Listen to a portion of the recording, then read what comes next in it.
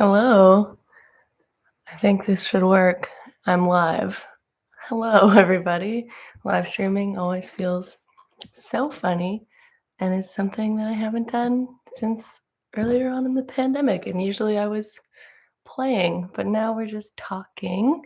I have a new song out today, technically yesterday, if you're on the Pacific time, which I am right now. I'm in Victoria, British Columbia, in my apartment. Um, but yeah, very happy to be here chatting with you all. It's early for me. It's 7:45. I don't feel like I've woken up this early in so long. So hello. I hope you can all hear me and everything. Yeah, I just wanted to come on and chat with you guys about my new song Rhododendron that came out today. And if you have any questions or anything, there's a live chat to I think it would be to your right. It's to my right. Um, so yeah, feel free to ask away questions and comments and whatnot. And yeah, we'll just chat for 15 minutes before this link will direct you to the video that we have out that I'm really excited to share with you guys. So I'll just start with the first question I see is what is the inspiration behind the song? This song's really special to me. I wrote it. If you've heard it yet, or when you hear it, you'll hear that there's a lot of themes about mothers and motherhood and mother-daughter relationships, specifically between a sheep and a lamb. and I wrote it on Mother's Day. I wrote it at my mom's house, who she I came back to I was living in Nashville, and sometimes I'm still over there, but came back to Victoria in the pandemic because all my family is here, and so my mom got stuck in Australia because the borders were closed, and she asked me to cat sit for her, and she actually kind of indefinitely cat sits my cat, Billy. If you've been to one of my shows, you may have heard me tell this story on stage, but I came home to just be in the comforts of home and then also to cat sit my own cat for my mom. And one morning, it happened to be Mother's Day, we were hanging out together, lying in bed, looking out the window, and I noticed this really beautiful robin, and she was gathering, like, pebbles and sticks and twigs for her nest, and I thought it was so sweet that it was, like, Mother's Day, and I was also kind of, like, pretty depressed at the time because it was deep in the pandemic. So, yeah, like, wasn't feeling very great, and then I noticed this really sweet robin, and she was just gathering all these little things to, like, make a safe nest for her babies, and I thought it was really sweet, and then I looked down, and my cat, Billy, also had noticed her, and she was, like, darting eyes and darting tail and was clearly, like, planning her attack, which was, like, stressing me the fuck out. So, then I got incredibly overwhelmed, and my, like, serene moment of bliss turned into, like, intense fear that I had to now adopt this bird and her unborn bird children into my life, and that they were my new babies, and I can barely even take care of myself. So it was a lot to process all at once, but that's kind of like the inspiration for the new song. And I called it Rhododendron of all things. I actually was at a family dinner last night and we all listened to it. The first thing someone said was, "Why is it called Rhododendron?" Which I just think is quite funny. But that's kind of the general story behind this song. I see another question saying, "What was the recording process like? Where was it?" We recorded it in Topanga Canyon in California, which is like one of the dreamiest places ever. I mean, I feel like I'm constantly in this very dreamy place that is Vancouver Island. So when I'm like, I don't know, I guess I have like high standards for access to nature and natural beauty and whatnot. Um, and yeah, we got to record it in Topanga Canyon, which was just like absolutely a dream. Was with the producer Jonathan Wilson. He's an amazing musician. He played drums on the whole thing, which is exciting. It's like I guess The Way I Ought to Go was our drum debut, but yeah, it's like clearly a different vibe than just like leaving, which I'm always like a little nervous to share with people, but like it's so true to my heart. I feel like it's so fun to expand, So, yeah, the recording process was really different and something I'd never really gotten to do before, which was just like, I don't know, it felt like this endless well of possibilities of different things we can do and instruments and sounds we can bring into it. And I just wanted to create this really lush vibe and this like really big soundscape of just like really draws you in and feels like it kind of takes you on a journey. Um Someone says, "We have a rhododendron festival here in East Tennessee every May." Oh, that sounds lovely. I would love to go to that. Rhododendrons are so beautiful. They look like alien heads. Like they're just pink aliens. They're so beautiful. Someone says, "Was Billy named after Billy Strings?" That's a great question. Billy was not named after Billy Strings. I had Billy before before I was super hip to Billy Strings. Um, would name a cat after Billy Strings though. He's amazing. I got her from the adoption agency when she was a year old in I believe it was in 2011, and they had already named her Billie Jean.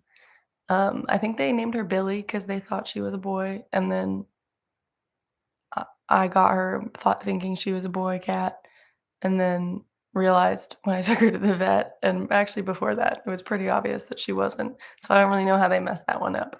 And then, yeah, we just started calling her Billie Jean, which I think is really funny. Um, let's see what else. We'll be in Nashville. Our first time playing a few shows. What's your favorite place for dinner and live music? Oh my gosh, Nashville, there's so many places that aren't modern radio country.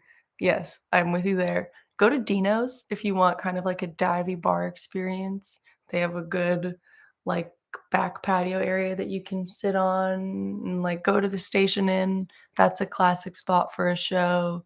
But also there's D's in Madison, and Dee's is like having a really great golden moment right now where you could just go any night of the week and see perhaps some of the best live music in the kind of roots, old time bluegrass, you name it, world that you could think about like every night of the week. So Dee's is great, and I don't think the food there is particularly amazing, but I know that I think you can get like a turkey sandwich or something like that. But yeah, Dee's is, I would say, like the hidden gem.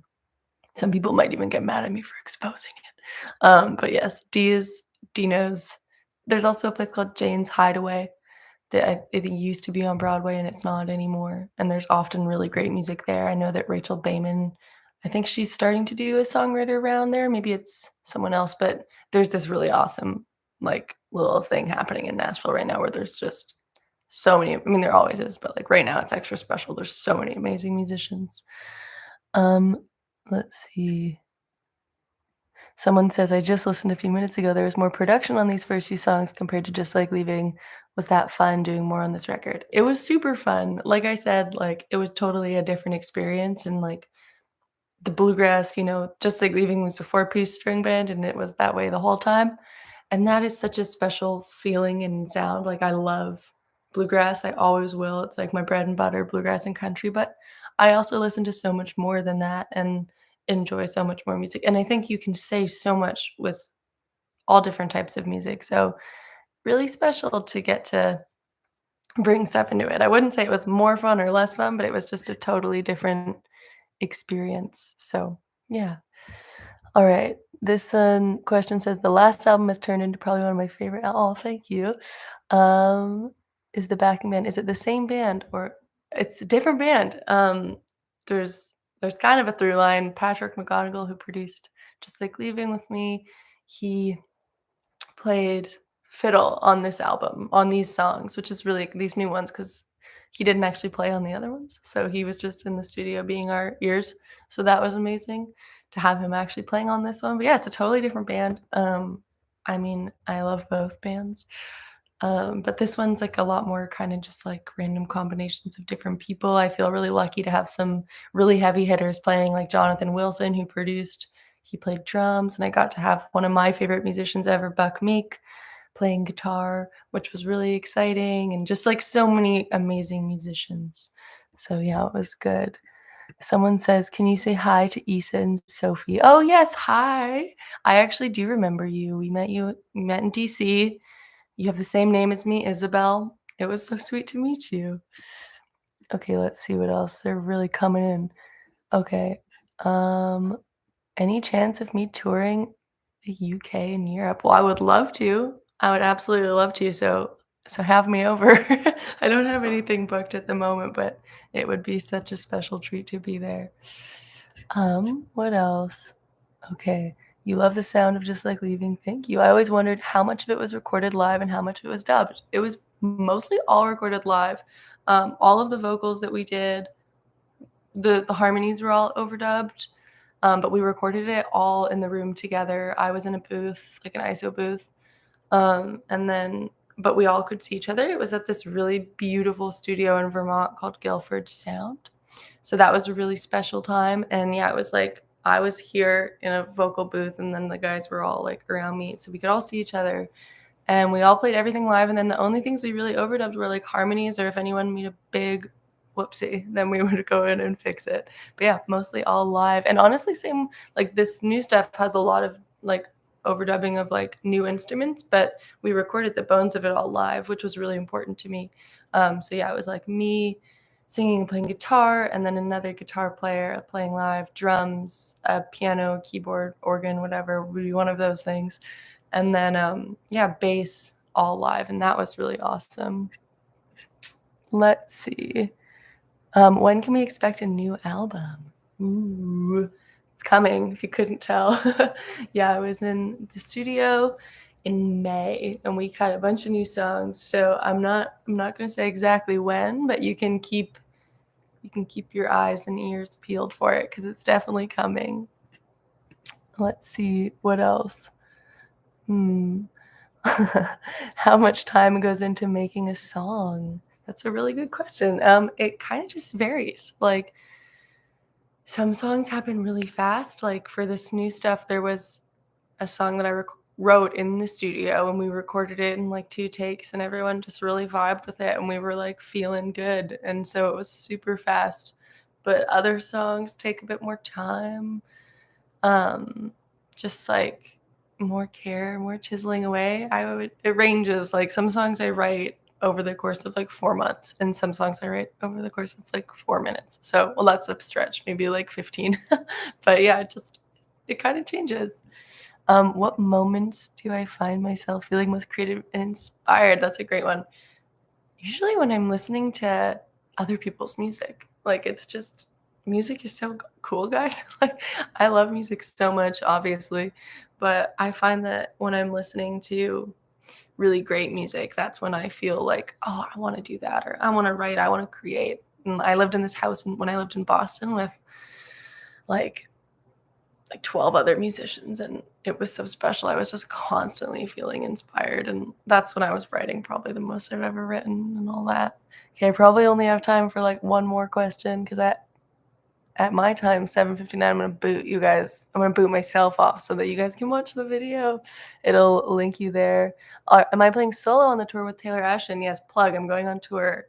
I leave on Friday and I'm gonna be on tour. So check my dates if I'm gonna be in a city near you, but I'll be playing with a trio. Okay, one more. What's my favorite song I've ever written? That's a great one. Ooh, honestly, it might be Rhododendron that's coming out today. That one is really, really special to me. But also some of the ones you have not heard yet, I love. Also love Just Like Leaving. It's a classic. I feel like we can all agree that that's a that's a great song. Just kidding. I'm not kidding. I really like that song, but I feel like, yeah, maybe Rhododendron or a new one called Marilyn is great.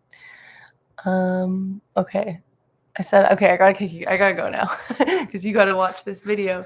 Thank you all so much for hanging out with me. It flew by. Really nice to chat, and yeah, I'm going on tour, so maybe I'll see you. Maybe I'll see you this week, and I hope that you enjoy your day today and listen to the new song. Bye.